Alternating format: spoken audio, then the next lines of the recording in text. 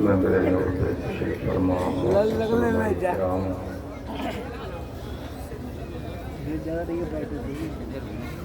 تاجدار مدینہ کانفرنس کے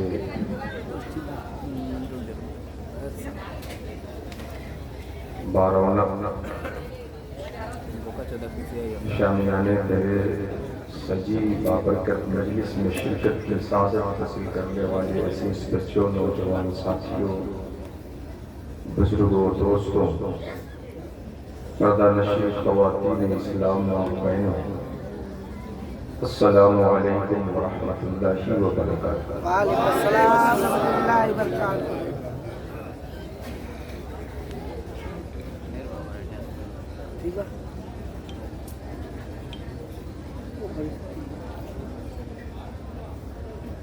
الحمد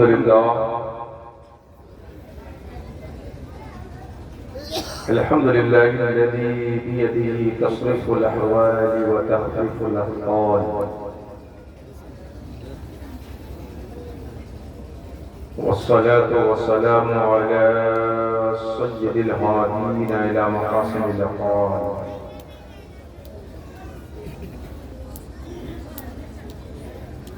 وعلى آله وأصحابه المضارعين له في الصفات والأعمال، أما بعد.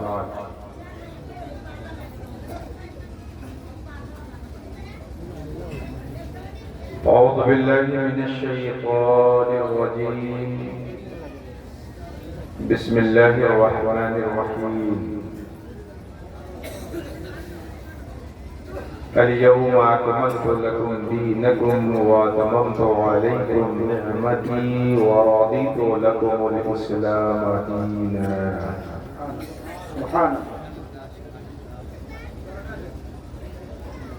وقال رسول الله صلى الله تعالى عليه وسلم: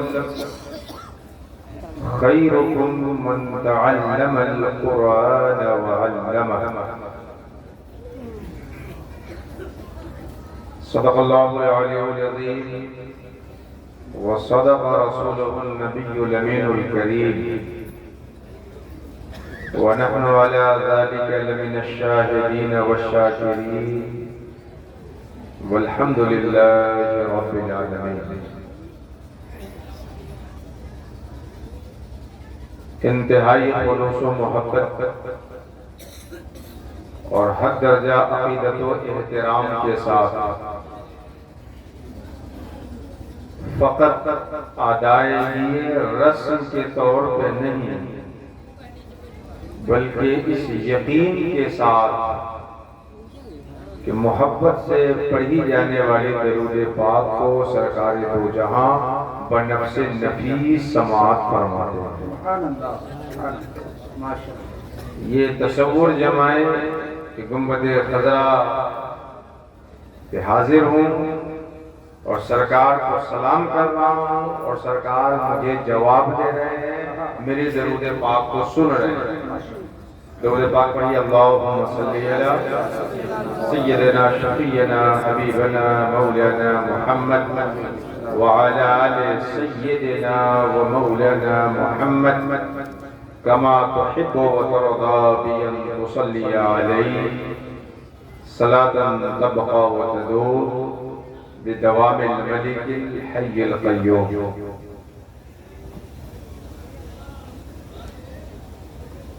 مدرسہ اہل سنت رضا العلوم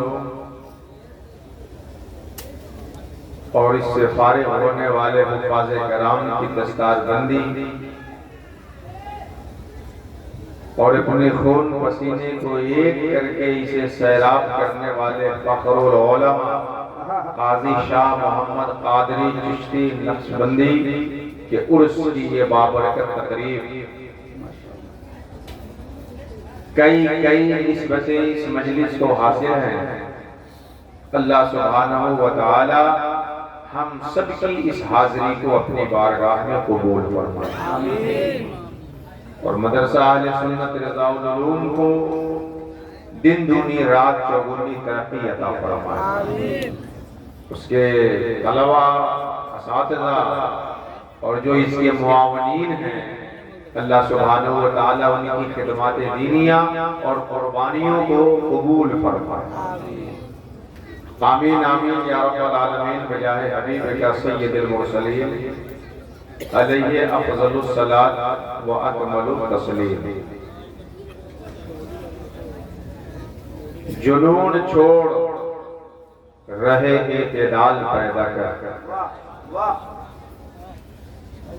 جنون چھوڑ رہے اعتدال پیدا کر، درون خانہ دل جمال پیدا کر، درون خانہ دل جمال پیدا کر۔ گھرے ہیں خطرے میں تیرے مساجد و ایمان، گھرے ہیں خطرے میں تیرے مساجد و ایمان، عمل کا جوش عزائم کی ڈھال پیدا کر، عمل کا جوش عزائم کی ڈھال پیدا کر۔ یہ عروج دولت دنیا بھی بے زوال نہیں، عروج دولت دنیا بھی بے زوال نہیں، نہ ہو زوال جسے وہ کمال پیدا کر، نہ ہو زوال جسے وہ کمال پیدا کر، اور تیرے خیال کا پیرو ہو یہ جہاں فیضی، تیرے خیال کا پیرو ہو یہ جہاں فیضی، جہان فکر میں ایسا اچھال پیدا کر، جہان فکر میں ایسا اچھال پیدا کر، جنون چھوڑ رہے اعتدال پیدا کر، درون خانہ دل جمال پیدا کر۔ معزز حاضرین، مکرم سامعین، میں نے قرآن حکیم کی وہ آیت کریمہ آپ کے سامنے تلاوت کی ہے جس کے بارے میں امام بخاری نے بڑی پیاری روایت بخاری شریف کے اندر درج کی ہے۔ امام بخاری کے اندر روایت کرتے ہیں کہ ایک مرتبہ ایک یہودی نے حضرت عمر ابن خطاب رضی اللہ تعالی عنہ سے کہا، اے عمر،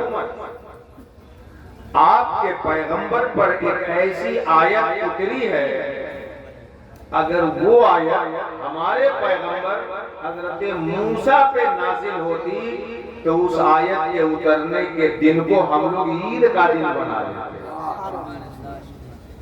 یہودی نے کہا حضرت عمر سے، آپ کے نبی پہ اللہ نے قرآن کی ایسی آیت اتاری ہے کہ اس مضمون کی آیت اگر ہمارے پیغمبر حضرت موسیٰ پہ اترتی تو ہم لوگ اس دن خوشی کا دن، جشن کا دن، عید کا دن بنا لیتے۔ حضرت عمر نے کہا، کس آیت کی بات کر رہے ہو؟ اس یہودی نے اس کی تلاوت کر دی، الَّيَوْمَ أَكْمَلْتُ لَكُمْ دِينَكُمْ وَأَتْمَمْتُ عَلَيْكُمْ نِعْمَتِي وَرَضِيتُ لَكُمُ الْإِسْلَامَ دِينًا۔ حضرت عمر نے سن کے کہا، ارے تم عید منانے اور بنانے کی بات کر رہے ہو؟ کیا ہم مسلمان اس کی اہمیت نہیں سمجھتے؟ مگر ہم عید بنائے کیا؟ اللہ نے یہ آیت تو عید کے دن نازل کی ہے، قربانی کا دن تھا، جمعہ کا دن تھا، ہفتے کی بھی عید تھی، سال کی بھی عید تھی، تو عید میں اللہ نے اتارا ہی، ہم کو الگ سے عید بنانے کی ضرورت ہے۔ آپ اندازہ لگائیے یہ کیا مضمون ہے جس کے بارے میں یہودی نے حضرت عمر نے کہا کہ میرے پیغمبر پہ اتری ہوتی تو ہم اس کو عید کا دن بنا دیتے۔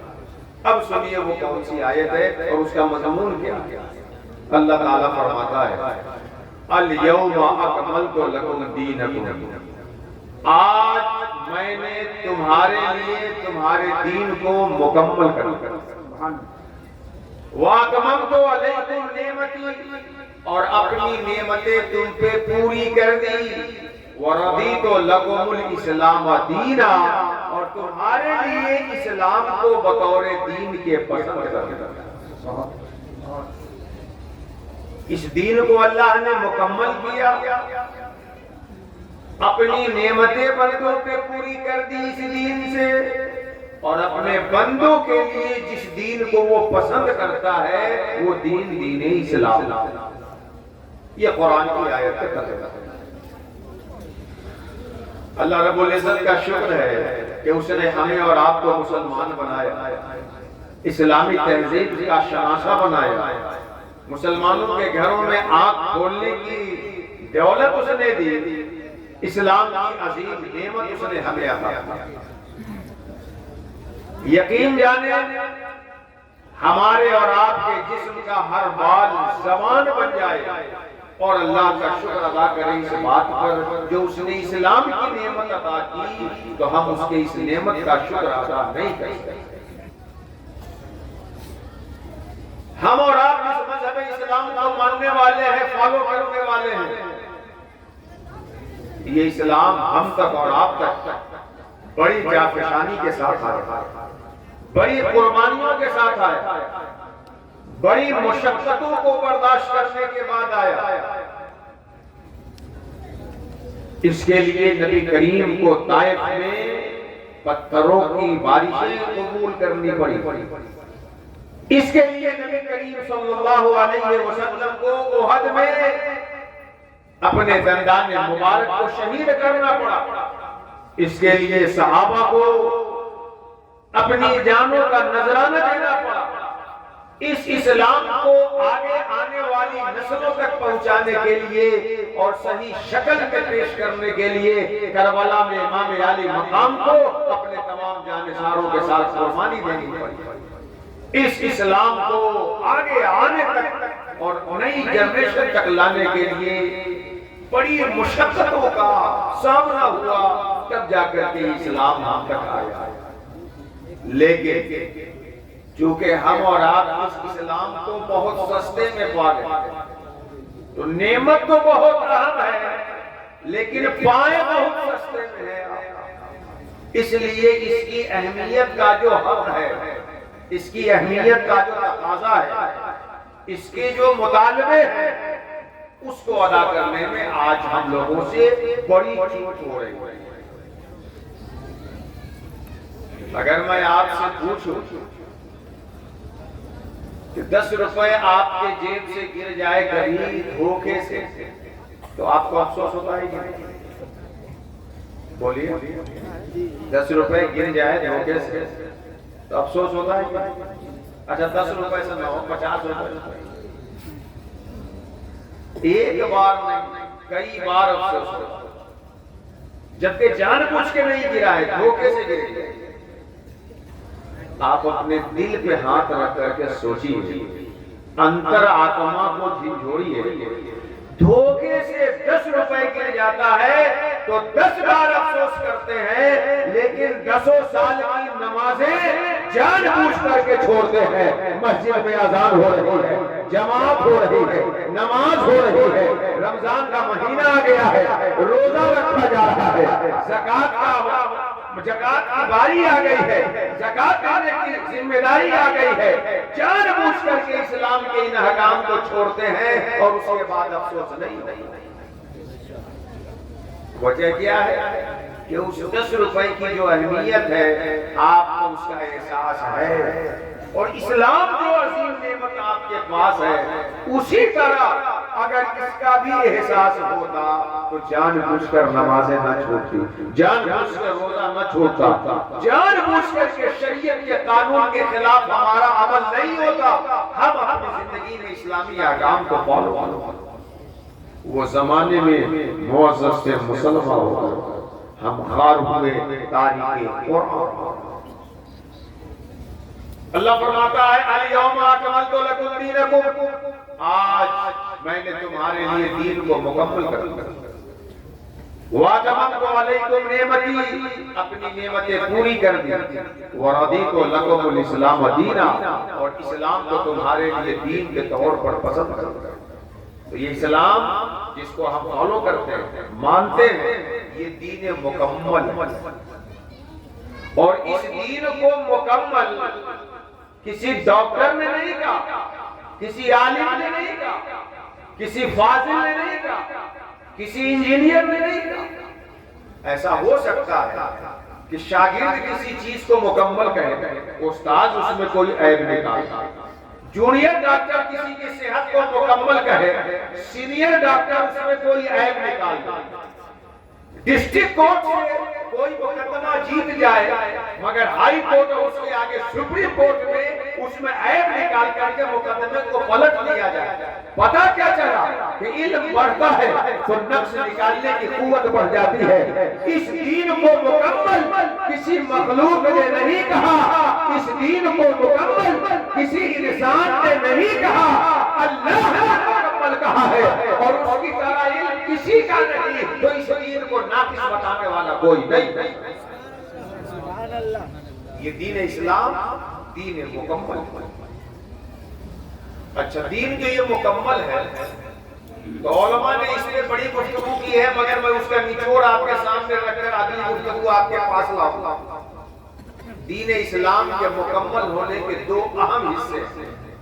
ایک تو یہ دین مکمل یوں ہے کہ قیامت تک جتنے انسان آئیں گے سب کے لیے یہ دین ہے، اور جتنے مسائل قیامت تک آئیں گے، حلال حرام جائز ناجائز یہ وہ جتنی صورتیں پیدا ہو سکتی ہے، سب کے اصول اس دین میں اللہ نے بیان کیا۔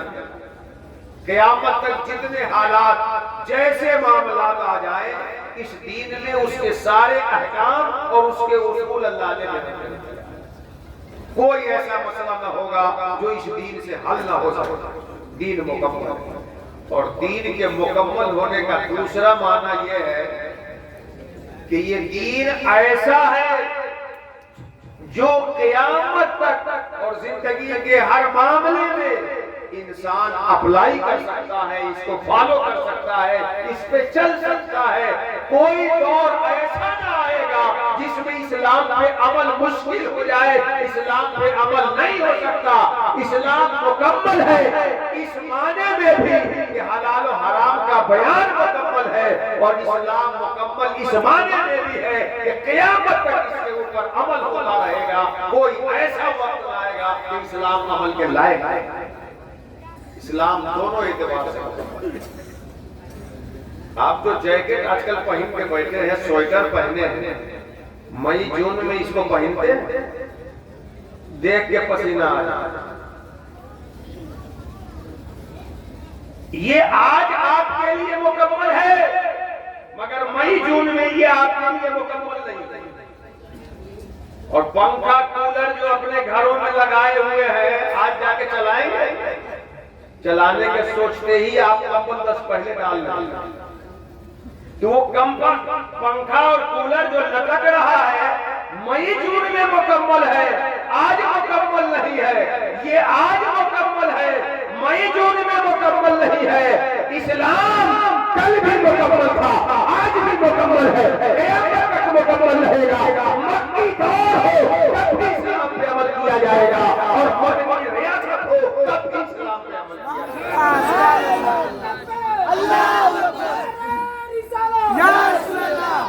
اسلام یہ دین مکمل ہے۔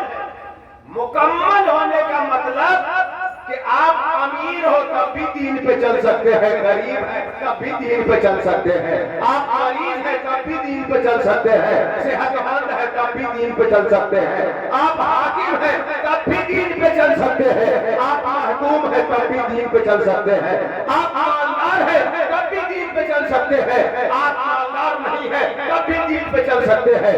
دین کے مکمل ہونے کا مطلب یہ ہے کہ آپ زندگی کے جس موڑ پہ ہے دین پہ عمل کر سکتے ہیں، دین پہ زندگی گزار سکتے ہیں۔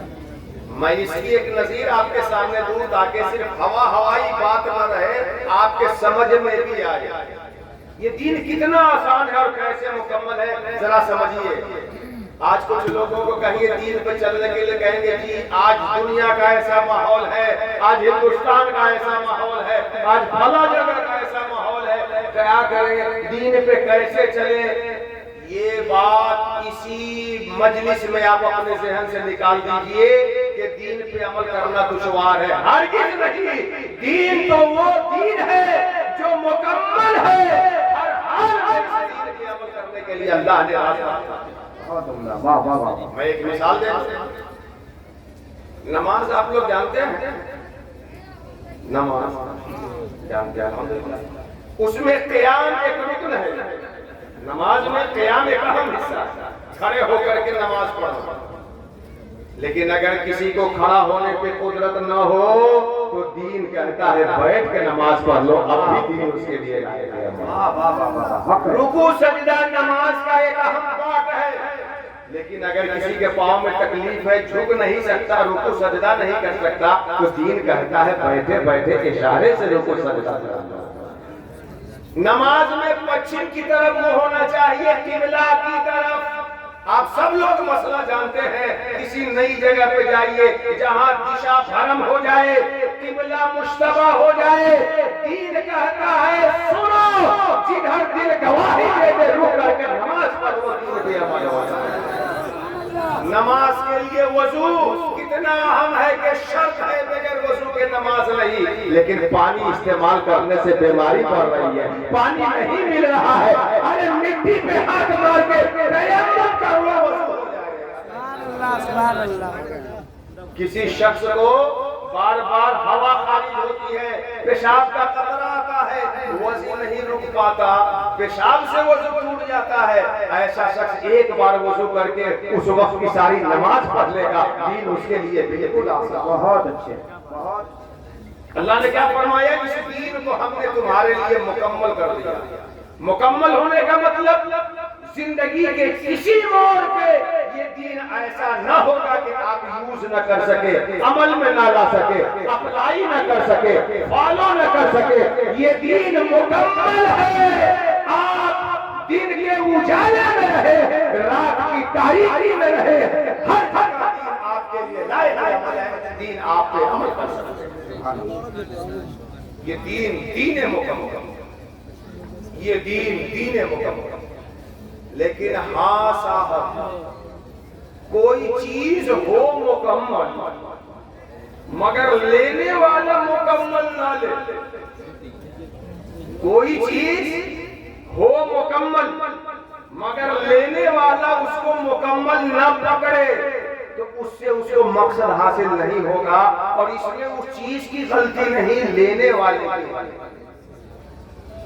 ایک باپ مرے، اس کے پاس ایک گاڑی تھی، 4 بیٹوں نے اس گاڑی کا بٹوارا یوں کیا کہ ایک چکا لیا، ایک ہیڈ لائٹ لیا، ایک اسٹیئرنگ لیا اور ایک سیٹ لے لیا۔ گاڑی تھی مکمل، سہسرام جانا ہو جا سکتے ہیں، آرا جانا ہو جا سکتے ہیں، مگر چاروں بیٹے نے اس مکمل کو مکمل نہیں لیا، ادھورا لیا۔ تو صرف سیٹ پکڑ کے، صرف ہیڈ لائٹ پکڑ کے چلا جائے گا سہسرام؟ چکی جانتے ہیں آپ لوگ؟ چکی جس میں پہلے خواتین ہماری پیستی تھی، 2 بھائی کا بٹوارا ایسے ہو کہ ایک پارٹ ایک لے لے اور ایک پارٹ دوسرا لے لے۔ چکی تھی مکمل مگر لینے والے نے مکمل نہیں لیا، تو اب نہ اسے دال کرے گا، نہ گیہوں پیسے گا، کچھ بھی نہیں کر سکتا۔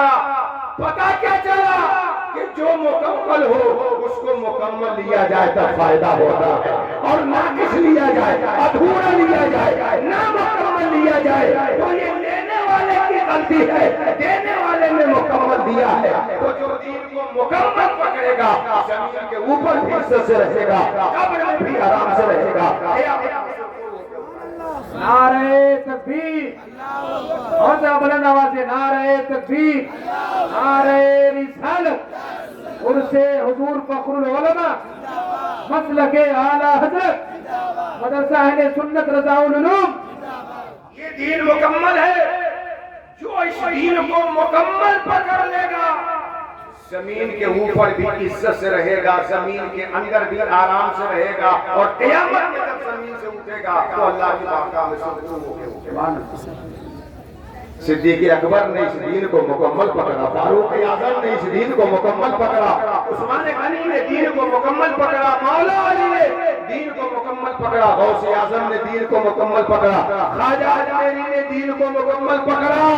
جنہوں نے دین کو مکمل پکڑا، آج کے لوگوں کے دلوں میں ان کی حالتیں بھری ہوئی ہے، اور جو دین کو مکمل نہیں پکڑے گا زمین کے اوپر بھی کھلا جائے گا، زمین کے اندر بھی فرشتے عذاب دیں گے، قیامت میں بھی رسوا ہوگا۔ سبحان اللہ سبحان اللہ۔ اس دین مکمل کو مکمل پکڑنا، اسی کو اللہ تعالیٰ نے قرآن حکیم میں فرمایا یا ایھا الذین آمنوا ادخلوا فی السلم کافہ، ایمان والو اسلام میں پورے طور پر داخل ہو جاؤ اور اس دین مکمل کو مکمل پکڑو۔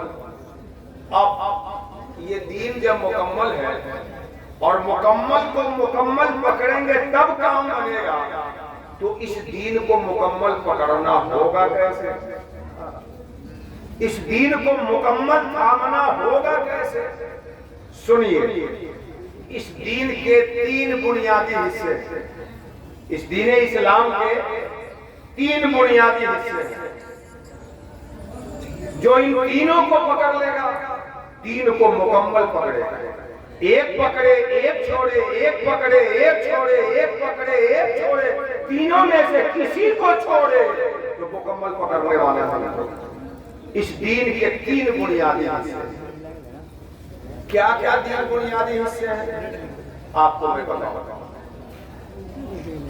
قرآن حکیم کے اندر امت محمدیہ کی مثال زبور کے حوالے سے یہ بیان کی گئی، انجیل کے حوالے سے وَمَثَلُهُمْ فِي الْإِنجِيلِ كَزَرْعٍ أَخْرَجَ شَطْأَهُ، امت محمدیہ کی مثال انجیل میں کھیتی سے دی گئی، کھیتی سے۔ اور آپ لوگ چونکہ عام طور پہ لوگ کھیتی کسانی کرنے والے ہیں، اسی لیے یہیں سے سمجھا رہا ہوں۔ بخاری شریف میں ایک حدیث ہے، اللہ کے رسول بیٹھے تھے، صحابہ بیٹھے تھے، سرکار نے پوچھا صحابہ سے، صحابہ درختوں میں سے ایک درخت ایسا ہے کہ اس کی مثال مومن کی طرح ہے، بتاؤ تو وہ کون سا ہے؟ کیا بات؟ صحابہ نے کہا یہ، کہا نہ، صحابہ نے کہا یہ، سرکار نے کہا نہ۔ اخیر میں صحابہ خود کہتے ہیں کہ آپ ہی بتائیے کون سا درخت؟ سرکار نے فرمایا وہ درخت کھجور کا درخت ہے۔ نبی کریم نے مومن کی مثال کھجور سے دی، درخت سے دی، پودے سے دی۔ اور انجیل میں امت محمدیہ کی مثال کھیتی سے دی گئی۔ آپ لوگ تو کھیتی کرتے ہیں نا، ابھی گیہوں کی کھیتی کر کے بیٹھے ہوئے ہیں، ربی کا انتظار ہے۔ کھیتی میں کتنی چیزیں ہوتی ہیں؟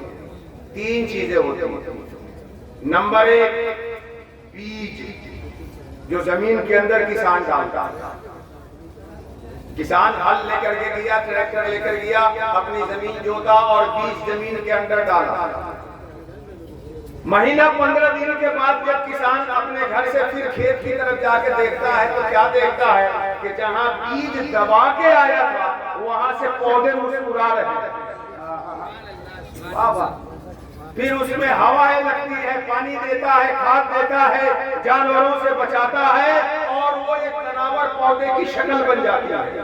2.5-3 مہینے کے بعد کسان جا کے دیکھتا ہے کہ جیسا دانہ زمین کے اندر ڈالا ہے ویسا دانہ بالیوں میں زمین کے اوپر لٹک رہا ہے۔ تو کھیتی کے تین حصے ہوئے نا، نمبر ایک بیج جو زمین کے اندر ہے، نمبر دو پودا جو زمین کے اوپر ہے، اور نمبر تین دانہ جس کے لیے سب کیا جاتا ہے اور پودے میں لٹکتا ہے۔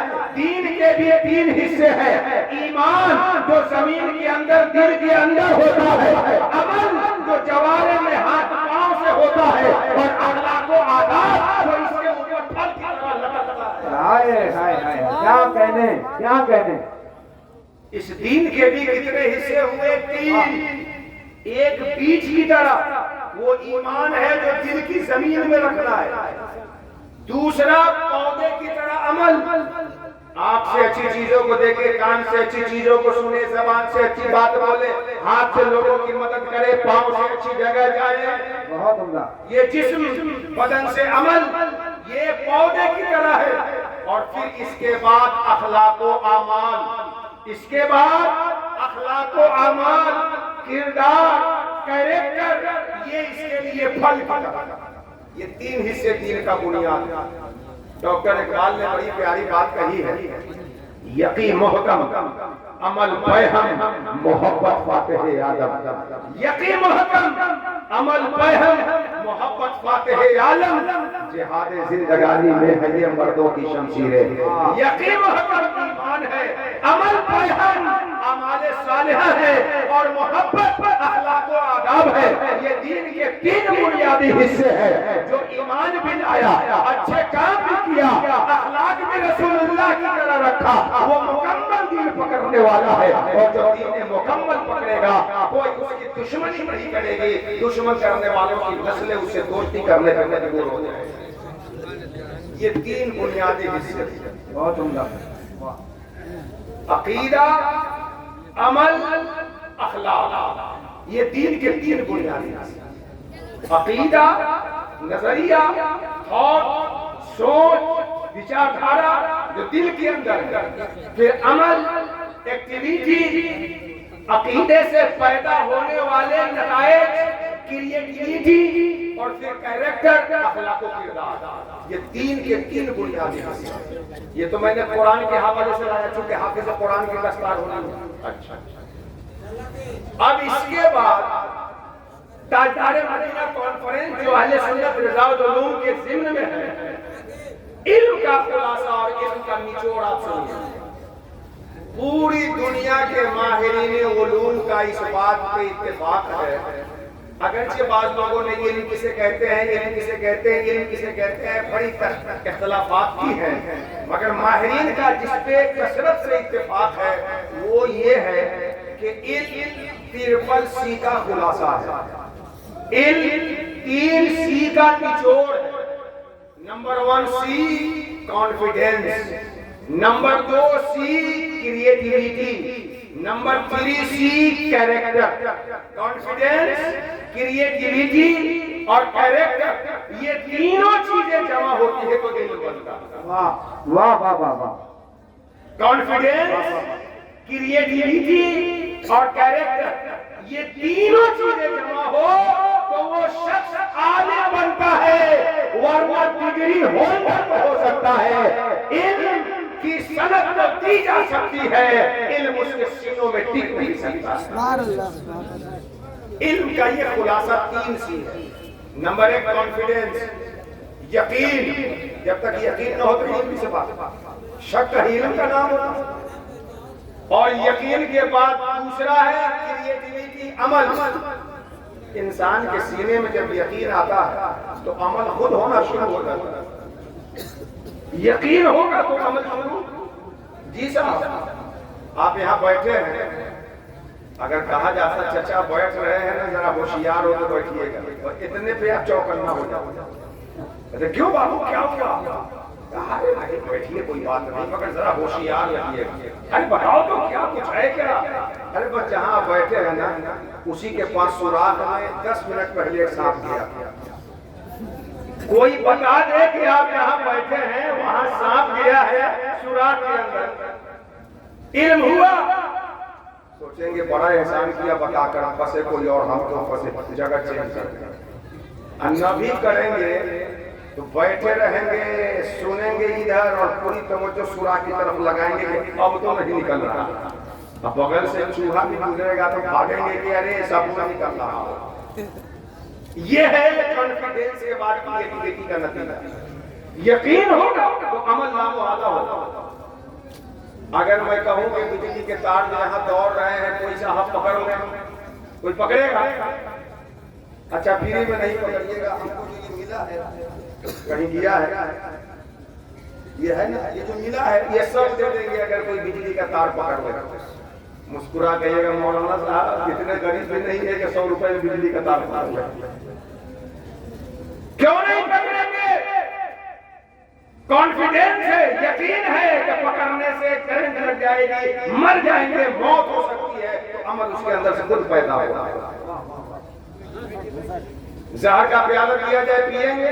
نہیں پیئیں گے. آگ میں بیٹھنے کے لیے کہا جائے بیٹھیں گے؟ نہیں بیٹھیں گے. کیوں؟ اس لیے کہ کانفیڈنس ہے، یقین ہے کہ جل جائیں گے، مر جائیں گے. جب سینے میں یقین ہوتا ہے تو جسم کے عمل کا خود بخود پودا لگ جاتا ہے. بہت اچھے بہت اچھے بہت اچھے. علم کا دوسرا نتیجہ کریٹیویٹی، وہ علم آپ کے اندر کچھ پیدا کرے. اور تیسرا مرحلہ علم کا ہوتا ہے کیریکٹر، اخلاق. بڑا پیارا جملہ سوشل میڈیا پہ شیئر کیا جاتا ہے کہ علم اگر اس کان سے داخل ہو کے اس کان سے نکل جاتا ہے تو آدمی متکبر بنتا ہے، گھمنڈیا بنتا ہے، گھمنڈ میں مبتلا ہوتا ہے، ماڈرن بنتا ہے. اور علم اگر ادھر سے داخل ہو کے ادھر نکلنے کے بجائے اندر دل میں چلا جائے تو آدمی عاجز بنتا ہے، لوگوں کے لیے اخلاق پیش کرنے والا بنتا ہے. واہ واہ واہ. تو علم میں 3 چیزیں، کانفیڈنس، عمل اور اخلاق، یہی 3 چیزوں کو سکھانے کے لیے تو اللہ نے قرآن اتارا ہے، اور انہی چیزوں کو سکھانے والے موجود کائنات محمد رسول اللہ صلی اللہ علیہ وسلم. تو قرآن دنیاوی ریسرچ کے حساب سے بھی علم کا جو نچوڑ ہے اس نچوڑ کو اور اس کے علاوہ ساری اب یہ جو 3 چیزیں دین کی بنیادی ہیں، عقیدہ، عمل، اخلاق، بس اس پہ تفصیلی گفتگو کا وقت نہیں ہے. آپ کے بعد تقریریں سننی ہے، میرے بعد شورا کو سننا ہے، بس شارٹ نوٹ آپ اپنے ذہن میں سمیٹ لیں. عقیدہ کے باب میں ایمان کے باب میں اللہ کا شکر ہے کہ ہم اہل سنت و جماعت سے جتنے گمراہ فرقے ہیں ان سے دور رہنا ہے. اہل سنت و جماعت سے ہیں. اب ہمیں کرنا یہ ہے کہ یقین کی جو چنگاری اندر دبی ہوئی ہے اسے شعلے جوالا بنا. واہ واہ واہ واہ. عقیدہ جو ہمارے اندر سو رہا ہے ایک شیر کی شکل میں اسے بیدار کر دے. اپنے اندر عقیدے میں یقین رکھنا، عقیدے میں یقین کی کیفیت، عقیدے میں یقین کی کیفیت. اللہ تبارک و تعالیٰ نے جو کچھ کہا، رسول اللہ جو کچھ اللہ کی بارگاہ سے لے کے آئے، دل میں اس میں یقین جگ جائے، وہ یقین بیدار جگ جائے، ایسا بیدار ہو جائے کہ زمانہ کس سے مس ہو سکتا ہے، نظام عالم بدل سکتا ہے، سورج پورب سے نکلنے کے بجائے پچھم نکلے پورب میں، یہ سب ہو سکتا ہے، اور رسول اللہ نے جو کہا ہے اس کے خلاف نہیں ہو سکتا. اس عقیدے کو اپنے اندر مضبوط. صحابہ کرام رضوان اللہ تعالی علیہ مجمعین کی زندگی دیکھیں. ابو بکر صدیق ہیں، معراج کی صبح سرکار جب آتے ہیں اور اپنا واقعہ بتاتے ہیں، جنزیر ہل رہی ہے، پانی بہ رہا ہے، اور اتنے کم ٹائم میں سرکار بیت المقدس جاتے ہیں، آسمانوں کا سفر کرتے ہیں، اللہ سے ملاقات کرتے ہیں، آ جاتے ہیں. یہ سن کر کفار مکہ حیرت میں پڑ جاتے ہیں. ابو بکر کے گھر جاتے ہیں، آواز دیتے ہیں ابو بکر ابو بکر. ابو بکر نکلتے ہیں، کہو کیا ہے. کفار مکہ کہتے ہیں یہ بات ماننے کی ہے کہ اتنے کم ٹائم میں اتنا لمبا سفر ہو جائے. ابو بکر کہتے ہیں کہو تو اتنی تمید کیوں باندھ رہے ہو. کفار کہتے ہیں آپ کے نبی کہتے ہیں کہ اتنے کم ٹائم میں آپ اتنا لمبا سفر کر لیے. ابو بکر سنتے ہیں کہ نبی نے کہا ہے. کہتے ہیں کہ اگر رسول اللہ نے کہا ہے تو میں یقین کرتا ہوں، گواہی دیتا ہوں کہ سچ کہا ہے. ان کے کہہ دینے سے بندے کے خدا کو مانا تو اسے ماننے میں کیا. ہائے ہائے ہائے. واہ واہ واہ واہ. تو ایمان اسی یقین کا نام ہے. ہجرت کی رات جب رسول اللہ مکہ چھوڑ کے مدینہ جا رہے تھے، مکہ کے لوگوں کی قیمتی چیز رسول اللہ کے پاس امانت کے طور پہ. نبی کریم نے حضرت علی کو اپنے بستر پہ لٹایا اور کہا کہ یہ سامان مالکوں کے حوالے کر کے مدینہ میں آ کے مجھ سے ملاقات کریں. علی لیٹ گئے بستر رسول سے، چاروں طرف سے دشمن تلوار لیے ہوئے ہیں، علی لیٹے ہیں بستر پہ، نبی کی چادر اوڑھ کے نبی کے بستر پہ. آپ نے دیکھا ہوگا کہ انسان کے اندر جب خوف کا ماحول ہو، ڈر کا ماحول ہو تو آنکھ سے نیند غائب ہو جاتی ہے. کسی کا کل آپریشن ہونا ہو تو رات رات سونے سے نیند نہیں آئی. حضرت علی سے کسی نے پوچھا کہ جب تلوار مانگی لے کر کفار گھیرے تھے رسول اللہ کا گھر اور آپ رسول اللہ کی چادر اوڑھ کے لیتے تھے، چادر بدل جاتی تو سمجھتے کوئی اور سو رہا ہوگا، سرکار کی چادر اوڑھ کے سرکار کے بستر پہ لیتے تھے اور دشمن کھڑے تھے. نیند آئی کہ نہیں؟ مولا کائنات کہتے ہیں سنو، علی کو جس سکون کی نیند اس رات آئی تھی زندگی میں کیونکہ ہاں کمال تھا. علی سویا تو سوئے رہ جائے، مگر اس رات نبی نے کہا تھا مدینہ آ کر کے مجھ سے ملاقات کرنا. علی کا ایمان ہے زمانہ جھوٹا ہو سکتا ہے، رسول اللہ کی بات جھوٹی نہیں ہو سکتی. یہ پہلی چیز ہے دین کے باب میں مضبوطی کے ساتھ کرنا. مسلک اعلیٰ حضرت کا ہم نعرہ لگاتے ہیں. اعلیٰ حضرت امام عشق و محبت رضی اللہ تعالیٰ عنہ کی زندگی اس حوالے سے ذرا دیکھیے، اس حوالے سے دیکھیے. ایک مرتبہ بریلی شریف میں طاعون کی وبا عام ہو گئی، لوگوں کو وہ بیماری ہونے لگی، اعلیٰ حضرت بھی بیمار پڑ گئے۔ ڈاکٹروں نے کہا کہ حضرت لگتا ہے آپ کو بھی وہی آ گیا۔ اعلیٰ حضرت کہتے ہیں کہ نہ، ہم کو تو وہ ہو ہی نہیں سکتا۔ ڈاکٹر حیرت، ارے ہم کہتے ہیں کہ یہ وہی بیماری ہے، کہتے ہیں ہو ہی نہیں سکتی وہ بیماری۔ اعلیٰ حضرت نے بعد میں بتایا، سنو میرے نبی کی ایک روایت ہے کہ اس دعا کو جو شخص پڑھ لے کسی مرض میں مبتلا انسان کو دیکھ کر، تو اللہ پڑھنے والے کو اس بیماری سے محفوظ رکھتا ہے۔ میں نے پڑھ لیا تھا الحمدللہ الذی افانا من هذه افانا مما ابتلاه به وفضل على كثير ممن خلق تفضیلا، اور جو پڑھ لیتا ہے اس کو بیماری نہیں ہوتی۔ احمد رضا کو ساری بیماری ہو سکتی ہے، وہ بیماری نہیں ہوتی۔ نعرہ تکبیر، بلند آواز سے نعرہ تکبیر، نعرہ رسالت، عرس مبارک۔ عقیدے کے بعد میں اپنے اندر یقین پیدا کرتا، اپنے اندر استحکام پیدا کرتا۔ مسلمان حالات سے ڈرتا نہیں ہے، حالات سے مایوس نہیں ہوتا۔ مسلمان کی ذمہ داری یہ ہے کہ وہ جیسے بھی حالات آئے اپنے رب سے کانٹیکٹ اور سمبند صحیح کرے، اللہ سے اس کا رشتہ صحیح ہوگا، مخلوق خود بخود اس کے سامنے سجدہ رہے گی، دیکھ دے گی اپنے حالات سے۔ کبھی مسلمان کو مایوس نہیں ہونا چاہیے، نہ مایوس ہو اور نہ کبھی ناشکرا بنا۔ میرا رب تو وہ ہے کہ یوسف کے بھائیوں نے یوسف کو دشمنی سے کنویں میں دھکیلا۔ حضرات پورا مجمع کھڑا ہو جائے۔ خانقاہ قادریہ رضاقیہ عبدالیہ داؤد نگر شریف کی وادی سے چل کر جانشین حضور سجاد ملت ممبر شریف پر تشریف فرما ہو رہے ہیں۔ پورا مجمع ادب و احترام کے ساتھ کھڑے ہو جائیں اور بیدار ماحول میں ایک بلند آواز کا نعرہ استقبالیہ بلند آواز سے لگائیں۔ نعرہ تکبیر، نعرہ رسالت۔ آواز بڑھائیے نا بھائی، کیا کر رہے ہیں آپ؟ نعرہ تکبیر، نعرہ رسالت، مسلک اعلیٰ حضرت، فیضان حضور سجاد ملت، فیضان حضور سیدنا پاکم شریف، فیضان حضور فخر العلماء، مسلک اعلیٰ حضرت، پیر طریقت رہبر رشد و ہدایت، آشنائے رموز طریقت حضرت سید شاہ ولی اللہ احمد ضیاء قادری دامت برکات ملالیہ تشریف فرما ہو گئے۔ محبت کے ساتھ سچ سمر کر بیٹھیے اور حضرت کا خطاب سماعت۔ تو میرا رب تو وہ ہے کہ حضرت یوسف کو ان کے بھائیوں نے کنویں میں دھکیلا دشمنی سے، اور میرے رب نے وہاں سے نکال کر کے انہیں مصر کا بادشاہ بنایا۔ میرا رب تو وہ ہے کہ حضرت ماشاءاللہ، نعرہ تکبیر، نعرہ رسالت، خطیب اعظم ہندوستان، علماء اہل سنت، آل رسول حضرت علامہ سید منظر حسین صاحب قبلہ سے سلامی۔ ماشاءاللہ، سبحان اللہ، علماء کرام کی آمد ہو گئی۔ پہلی چیز عقیدہ، ایمان، یقین۔ دوسری چیز جو دین میں ہمیں مضبوطی سے پکڑنے کی ہے وہ ہے عمل۔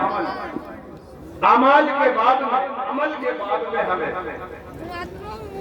سب سے پہلی چیز یہ کرنی ہے کہ اولاً تو ہم کرتے نہیں، ثانیاً کرتے ہیں تو اس کے آداب و شرائط کی رعایت نہیں کرتے، اور پھر کر لینے کے بعد اس میں خلوص نہیں، ریا اور دکھاوا شامل کر لیتے، اور خلوص کے ساتھ کرتے بھی ہیں تو دوسرے کو حقیر جان کر اور غیبت جان کر اپنی نیکیوں کو برباد کر لیتے۔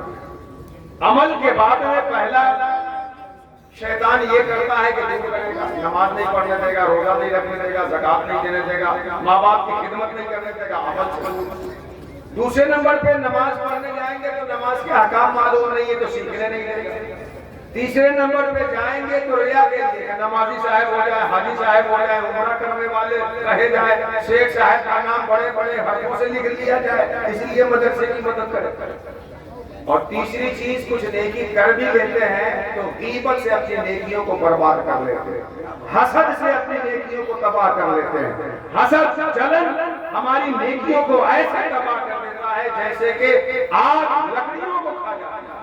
تو نیکی کریں، اس کو بچائیں اور قیامت تک کے لیے رکھیں۔ اور تیسری چیز اخلاق و کردار، اخلاق و کردار کے حوالے سے میں آپ سے عرض کر دوں کہ نبی کریم صلی اللہ علیہ وسلم کی سیرت میں آتا ہے کہ کونین کے دولہا برابر زمین پہ چلتے تو ایسا لگتا کہ اوپر سے نیچے اتر رہے ہیں، جن کے صدقے میں نمازیوں کو نماز ملی، حاجیوں کو حج، حاجیوں کو جہاد، وہ اس قدر عاجزی کرنے والے۔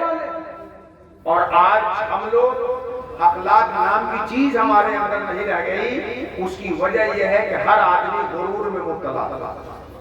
اخلاق کی سب سے پہلی سیڑھی ہے، اخلاق کی سب سے پہلی سیڑھی کہ آپ جس کو دیکھیں اپنے سے بہتر جائیں، یہ سب سے پہلی سیڑھی ہے، فرسٹ اسٹیپ اخلاق کا، جسے دیکھے اپنے سے بہتر جانے۔ یہاں تو ہم جیسا کون ہے صاحب اس مجلس میں؟ آپ اس مجلس میں عہد کریے کہ آج سے، اگر پہلے سے کرتے آ رہے تو بہت اچھی بات، ورنہ آج سے جب بھی کسی اہل ایمان کی مجلس میں جائیں تو اپنے آپ کو سب سے گنہگار اور کمتر سمجھتے ہوئے جائیں، اور اس نیت سے جائیں کہ اس میں اللہ کے کتنے نیک بندے ہوں گے، کتنے محبوب بندے ہوں گے، 1 رات 1 گھنٹہ 10 منٹ ان کے ساتھ بیٹھ لینے سے اللہ قیامت میں ہماری مغفرت فرمائے، اس نیت سے۔ لیکن ہماری حالت کیا ہے؟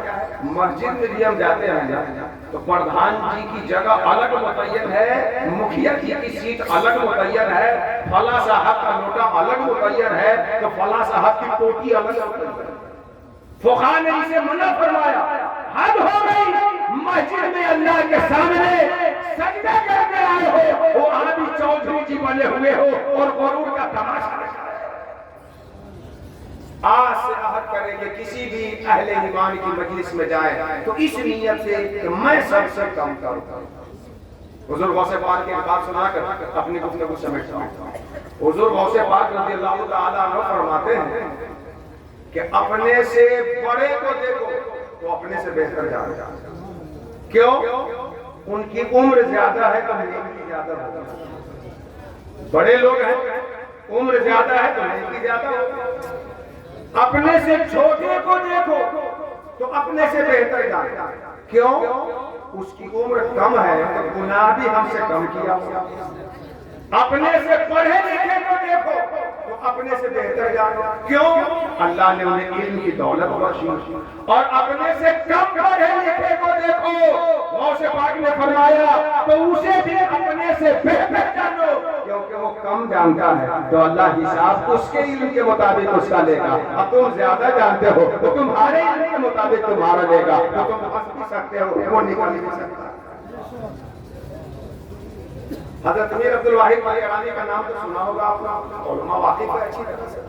مرحلہ متحدہ، بریلی شریف، بلگرام، کالکی شریف، اکثر سلسلوں پہ جو گئے ہیں، امیر عبدالواحد بلگرامی رحمۃ اللہ تعالیٰ علیہ کا فیضان ان لوگوں کو کسی نہ کسی واسطے سے ہم آگے ملتا ہے۔ امیر عبدالواحد بلگرامی کی بڑی مشہور کتاب سبع سنابل، بہت سارے لوگ اس سے فیض پا رہے ہیں۔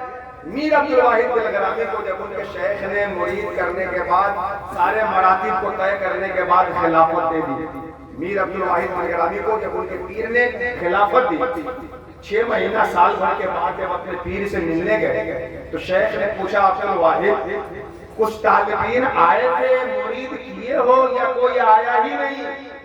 میر صاحب کہتے ہیں حضور بندہ اس لائق اپنے کو نہیں پاتا، اہل نہیں پاتا کہ کسی کو مرید کرے۔ یہ کہا حضرت امیر عبدالواحد بلگرامی کہ بندہ اپنے آپ کو اس کا اہل نہیں پاتا کہ کسی کو مرید کرے۔ اس کے ان کے پیر نے کہا عبدالواحد پیروں نے ایک ذمہ داری دی تھی، اس میں تم اپنا اہل دیکھنے لگے، ارے اس لیے تھوڑے مرید کیا جاتا ہے کہ تم اللہ تک پہنچانے کا ٹھیکہ لے رہے ہو، ذمہ لے رہے ہو، ارے اس لیے مرید کیا جاتا ہے کہ کوئی بخشا ہوا بندہ مرید ہونے کے وقت اپنا ہاتھ ہمارے ہاتھ میں دے دے اور اس سے ہمارا ہاتھ چھو جائے تو اس کی وجہ سے اللہ قیامت میں ہماری واہ واہ واہ کسی مغفور مرید کا ہاتھ ہمارے ہاتھ سے لگ جائے تو اللہ اس کے صدقے ہماری یہ عاجزی ہے، یہ طریقہ ہے مشائخ کا، علماء ربانیین دین کا، کیونکہ دین انہی تینوں کے مجموعے کا نام ہے۔